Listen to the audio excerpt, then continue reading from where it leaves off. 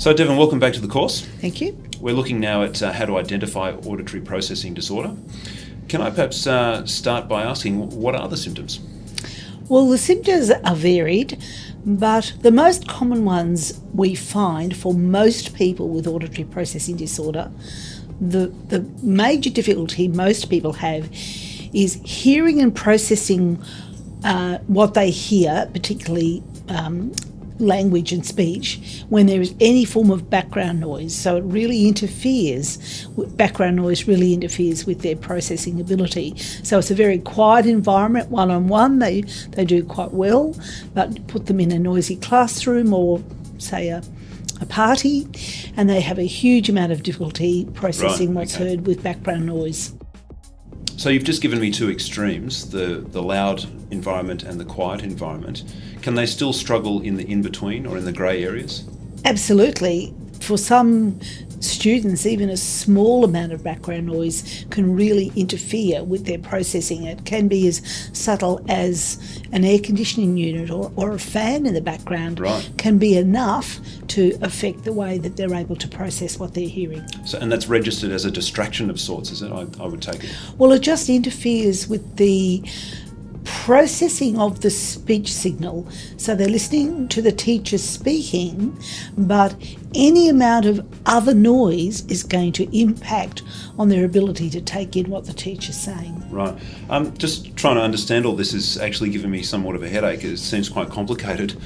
Do the sufferers of this condition also suffer from physiological responses like headaches and things like that? What is the major sort of issue particularly for students in a classroom with auditory processing disorder? What they have to do all day, every day, is work really hard to keep listening. They've got to put in so much energy just to keep listening. So that at the end of the school day, they are absolutely exhausted. So then you're asking them to then perhaps do homework after they've sat through a school day. So I use the analogy of asking them to do homework is asking them to run another 10 Ks when they've just run a marathon. Right. It's funny you should say that, because the end of the school day, there's a lot of noise as they're all running for bags and running through corridors and going for lockers, etc.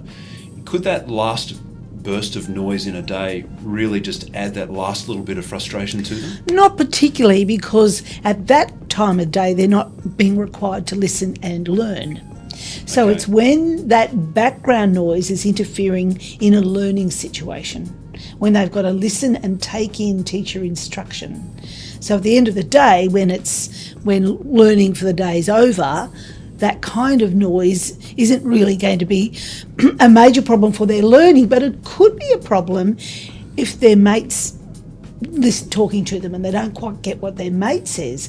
One of the other, there are a lot of different aspects to auditory processing. One subtle one that we often don't see very easily is when the student has difficulty perceiving the non-linguistic aspects of communication, particularly tone of voice. And so if you've got a particular aspect of auditory processing disorder where you don't get that if I change my tone of voice, I'm actually changing the meaning, that is hugely difficult in social situations. So these are the children that don't get jokes. They don't get when their friends are being sarcastic. They can take things very literally. They can misinterpret the intention of what's being said. And so they are very easily insulted.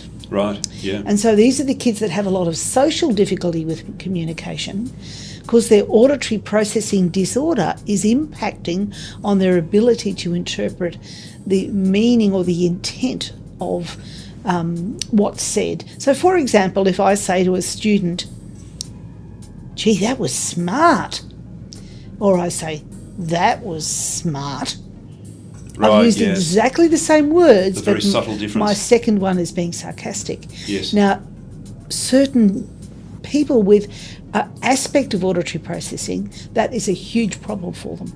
And they're often the children with social skills problems directly relating to their auditory processing disorder. That's interesting because it seems that symptoms can be social rather than just purely medical, as we would say. For some students with a particular form of auditory processing disorder, the one where we're having a lot more difficulty with perceiving differences in tone of voice is thought to be related to more a difficulty in the right hemisphere, where the right hemisphere is more involved with that interpretation of tone of voice and the ups and downs. These children can often have a very speak almost in a monotone, because not only do they have trouble perceiving those prosodic features or changes in tone, they don't usually have good tone in their own voice. So those kids that talk like this all the time and they really talk at a monotone, that can also be an indicator that they have a certain aspect of auditory processing disorder. Right. So we've talked about background noise levels, perception of tone and that sort of thing. There's got to be some others. What are they? Many others, actually. One of the major difficulties for students with a particular cluster of auditory processing difficulties impacts on their development of reading and spelling. For example, if you have a lot of difficulty discriminating between speech sounds, auditory discrimination, so you can't hear the difference between a p and a b or a t and a d, you have a huge amount of difficulty then not only developing your oral language and understanding what's said to you, but that ability to hear sounds in words very much relates to the development of reading and spelling skills. So many children with literacy difficulties, a major contributor to their difficulties is their poor auditory processing in their ability to perceive speech sounds and to process speech sounds. Right. Now, that doesn't apply to everybody with an auditory processing difficulty, but for some children it is a major contributing factor to their literacy difficulties.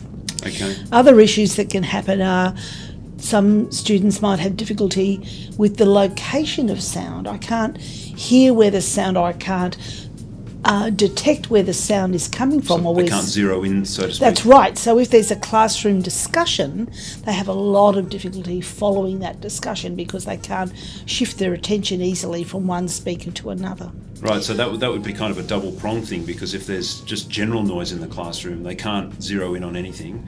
And then if there is a discussion which is organised, they still can't zero in on anything. That's right, because they have trouble with localising where the signal's coming from. That must be quite distressing. Another major symptom that teachers would be seeing is the children that just don't remember what they say. So they can't follow an instruction or follow a lengthy instruction. They can't remember. They might remember the last 3 words that the teacher said, but they can't remember any of the beginning of the instruction. And we know so much of classroom instruction is verbal. So these children just miss so much of what they hear. Yes, okay. Well, that sounds like we're sort of starting to talk about assessments, which I believe is the subject for our next topic. Very good. Devon, thank you. My pleasure.